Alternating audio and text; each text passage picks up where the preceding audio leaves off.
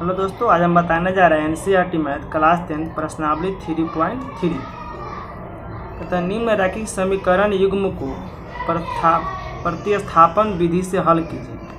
देखो, इसको कौन सा विधि से हल करना है? प्रतिस्थापन विधि से। इसके कई सारा विधि से भी हल कर सकते हैं, लेकिन यहाँ पर दिया प्रतिस्थापन विधि से हल कर, तो इसको हम प्रतिस्थापन विधि से हल कर सकते हैं। और इसका और सारा विधि है, विलोपन विधि है, वर्गगुणन विधि है, ग्राफ विधि है। चलिए, हम क्वेश्चन स्टार्ट करने से पहले हम कुछ बेसिक चीज़ें पर बात करेंगे कि हल करने के कितने सारे विधि है, वो सब विधि के बारे में हम बात करेंगे। देखो, दो चर वाले रैखिक समीकरण युग्मों को हल करने के कितने विधियाँ हैं? तो हल करने की तुम्हारा 4 विधियाँ दिया हुआ है। पहला है ग्राफीय विधि, जो आपको हम पहले ही कुछ प्रश्नावली में बताए थे 3.2 में। दूसरा है प्रतिस्थापन विधि, तीसरा है विलोपन विधि, चौथा है वर्गगुणन विधि। ये 4 विधि से हम दो चर वाले रैखिक समीकरण को हल कर सकते हैं।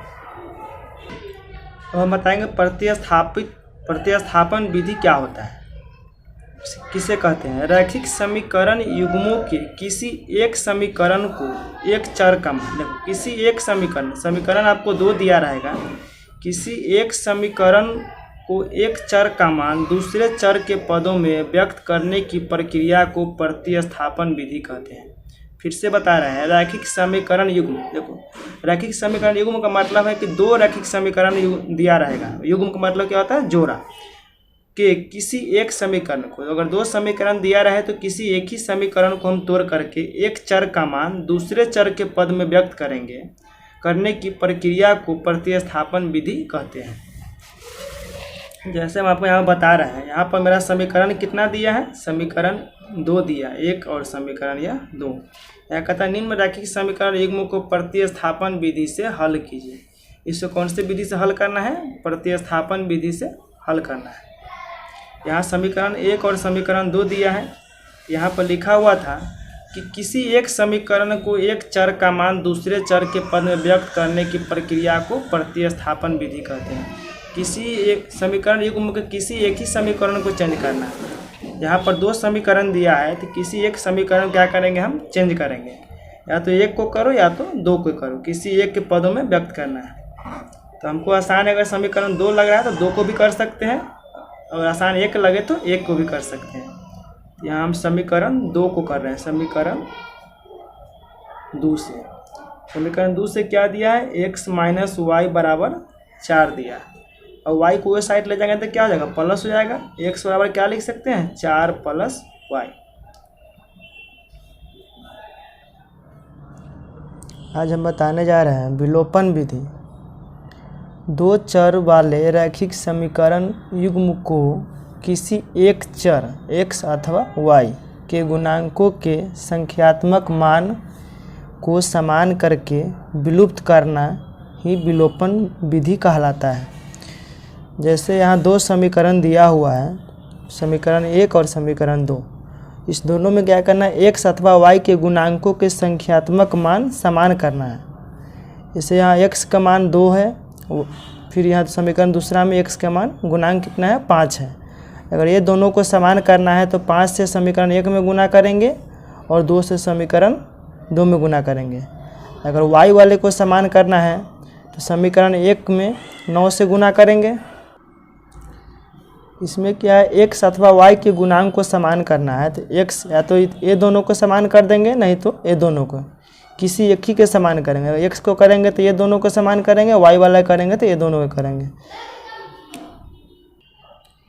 जैसे हम x के समान x चर को समान कर रहे हैं तो इसमें क्या करेंगे? समीकरण 1 में 5 से गुना कर देंगे और समीकरण 2 में 2 से गुना कर देंगे। अब यह कितना आ जाएगा? 5 दूना 10x, 5 दिया 15y और 10 बचे हो जाएगा 50।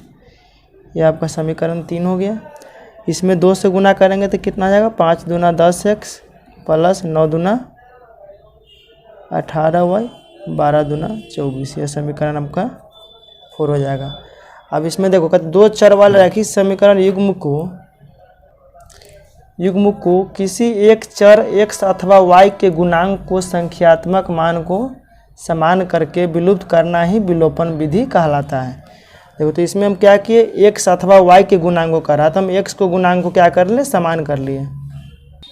x के गुणांक को समान किए तो क्या किए हम, इसमें 5 से ऊपर में गुना और 2 से नीचे में गुना करेंगे तो क्या हो गया, यह दोनों में आपको x के गुणांक समान हो गया। तो कहता है समान करके विलुप्त करना। अब इसको क्या करेंगे, कट कर देंगे। कट करेंगे तो क्या होगा, ये दोनों को घटाने पर घटाव करके इसका हम y के मान निकालेंगे। अगर ये दोनों को समान करते तो इसको कट करते। फिर दूसरे चरण से हम बता रहे हैं, अब इसमें क्या करेंगे हम, इसमें y को समान करें। y है ना, x अथवा y के गुणांक को समान करें तो इसमें y को हम समान करके दिखा रहे हैं। समीकरण 1 में है 2x + 3y = 10, समीकरण यह 1 है। दूसरा है 5x + 9y = 12, यह समीकरण 2 है। अब इसमें हम y के गुणांक को समान कर रहे हैं, y के गुणांक को समान करेंगे तो यहाँ 9 है, यहाँ कितना है, 3 है। तो इस यहाँ पर 9 लाना है तो ये कितना से गुना करेंगे, 3 से। तो समीकरण 1 में कितना से गुना कर देंगे, 3 से। अब यह 3 दूना कितना हो जाएगा, 6, 3 से करेंगे 3 3 9 हो जाएगा, 9y। अब हो जाएगा यहाँ पर 30, ये समीकरण 3 हो जाएगा। दूसरा है 5x + 9y = 12, ये समीकरण 4 हो जाएगा। अब इसमें देखो y को गुणांक को समान किए तो y को क्या करेंगे, हम विलुप्त करेंगे। जिसको समान करेंगे उसको विलुप्त कर देंगे और दूसरे वाला जो है, अगर y को समान कर रहे हैं तो y विलुप्त हो जाएगा तो x के मान निकलेगा। अगर हम x को समान करें तो x विलुप्त हो जाएगा तो y के मान निकलेगा। इसी विधि को हम बोलते हैं विलोपन विधि। विलोपन विधि का अर्थ क्या होता है, देखो इस एक को विलुप्त करना है। जैसे यहाँ लिखा है, 2 चर वाले रैखिक समीकरण युग्मों को किसी एक चर x अथवा y, देखो x या तो y किसी एक ही को करना है, x अथवा y के गुणांक को संख्यात्मक मान को समान करके विलुप्त करना। देखो तो x अथवा y के गुणांक को संख्यात्मक मान कितना है, इसका 2 है, इसका 5 है। ये दोनों क्या करना है, समान करना है। समान करना है तो 5 से ऊपर में गुना और 2 से नीचे में गुना करेंगे तो क्या हो जाएगा, दोनों समान हो जाएगा। समान करके विलुप्त करना ही विलोपन विधि कहलाता है। विलोपन का अर्थ क्या होता है, विलुप्त कर देना, इसको मतलब हटा देना। इसे क्या कहते हैं, विलोपन विधि कहते हैं। अब अगला चलते हैं वर्ज गुणन विधि। आज हम बताने जा रहे हैं वर्ज गुणन विधि। 2 संख्याओं के बीच के तीर के निशान सूचित करते हैं कि इन्हें गुना करना तथा दूसरे गुणनफल को प्रथम में से घटाना वर्ज गुणन विधि कहलाता है। चलो यहाँ हम दिखा रहे हैं वर्ज गुणन विधि के बारे में। वर्ज गुणन विधि में क्या है, यहाँ पर पहले यह क्या लिखेंगे b1 और यहाँ लिखेंगे नीचे b2, फिर लिखेंगे c1 c2, फिर लिखेंगे a1 a2, फिर लिखेंगे b1 b2 और इसे क्या करेंगे, तीर के निशान से सूचित करेंगे। इसको ऐसे मिलाएंगे, इसको ऐसे मिलाएंगे, फिर मिला देंगे ऐसे, फिर इसको मिलाएंगे, फिर इसको मिला लेंगे और तीर के निशान से क्या करेंगे, इसको सूचित करेंगे।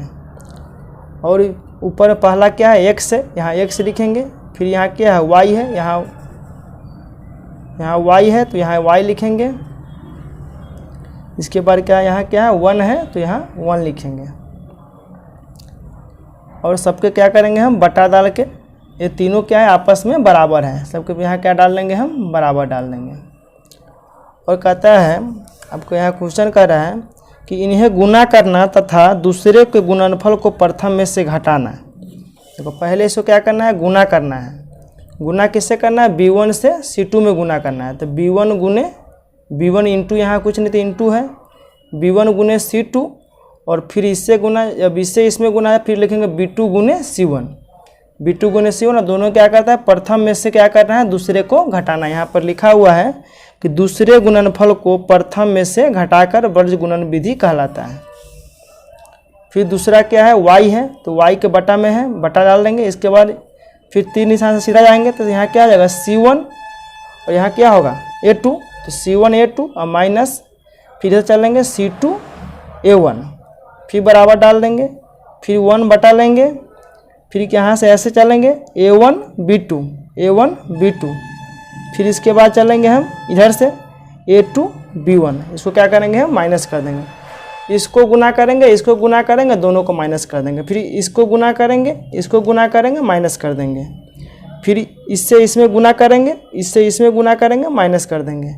और एक्स वाई 1 है उसको क्या करेंगे, ऊपर में रहेगा। ये तीनों आपस में क्या होगा, बराबर होगा। जब हम इसका क्वेश्चन पर लाएंगे तो मालूम पड़ेगा। ये आपका वर्ज गुणन विधि का फार्मूला है। इस पर कोई भी दो चरवालाखी समीकरण को डालेंगे तो एक्स और वाई का मान निकल जाएगा। यह वर्ज गुणन विधि से निकालना हो तो इस फार्मूला को याद रख लेंगे। अगले वीडियो में हम इस फार्मूला से आपको वर्ज गुणन विधि से दो चरवालाखी समीकरण को सवाल भी करवाएंगे।